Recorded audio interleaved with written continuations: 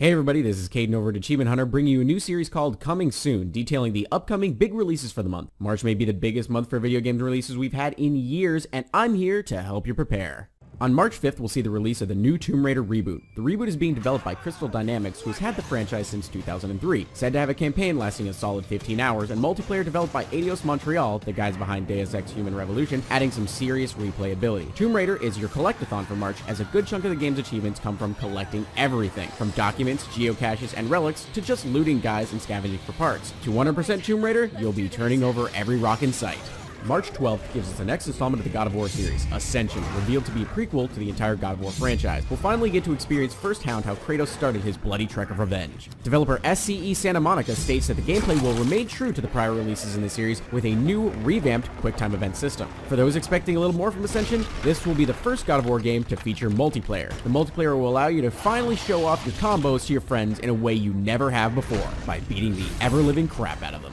Also on March 12th is the new StarCraft II expansion pack, Heart of the Swarm. Continuing from the original campaign, Heart of the Swarm adds 20 new missions, 7 new multiplayer units, and adds some changes to the abilities of existing units. For those expecting the story of Heart of the Swarm to be as lengthy as Wings of Liberty, Blizzard has released information saying that they had intentionally shortened Heart of the Swarm's campaign as complaints that Wings of Liberty's story was too long. The 19th gives us two big releases. The first, continuing the GAO name anagram prequels this month, is Gears of War Judgment. Judgment is all about the exploits of Baird and Cole as their squad is accused of treason before the start of the original Gears of War. The big change made to campaign mode are the new optional declassified objectives in the game that show off what happened off the record. These offer the player a chance to earn stars, which leads to what I expect to be one of the most difficult achievements of the month, Superstar. Attain all stars on insane difficulty. That, along with 2 new multiplayer modes, means you should bring friends along for the ride, folks. You'll need them. The other big game of the 19th is The Walking Dead Survival Instinct. While Telltale's Walking Dead game series was based more on the comics, Survival Instinct goes the other way by having its game fully based on the AMC TV series. Norman Reedus and Michael Rooker reprise their roles as Daryl and Merle Dixon in a story campaign set as a prequel to the TV show's plot. Just because Daryl and Merle are both in the game, don't expect co-op or multiplayer, as developer Terminal Reality revealed back in February that there was no time to add a fleshed-out multiplayer experience. Though there won't be any interaction between players, Survival Instinct has a lot of character interaction within the game.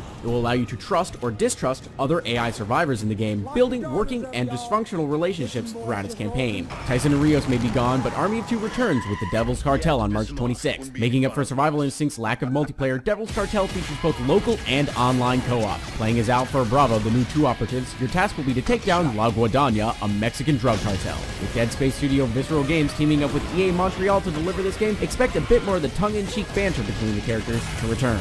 The final major release for the month is also on March 26th. BioShock Infinite is the next installment in the incredibly inventive BioShock series. If you're like me, this game couldn't come soon enough. Yet another prequel release in March, Infinite's storyline takes place in 1912, a full 48 years before the events of the first BioShock game. Just because it's set in an older time period, don't expect the crazy technology of the BioShock series to take a step backwards. Main character Booker DeWitt uses plasmid-like abilities known as Vigors, as well as some very steampunky weapons to dispatch enemies. Possession, Weapon Slave, Shock Jockey, and Murder of Crows being just a few of the Vigors in the game. The latter's powers are similar to the Insect Swarm ability of the original series, except for instead of bees, it's a horde of killer crows. Those expecting multiplayer in Infinite will find that it has none. The multiplayer of BioShock 2 was abandoned in an effort to flesh out a more enjoyable single-player campaign.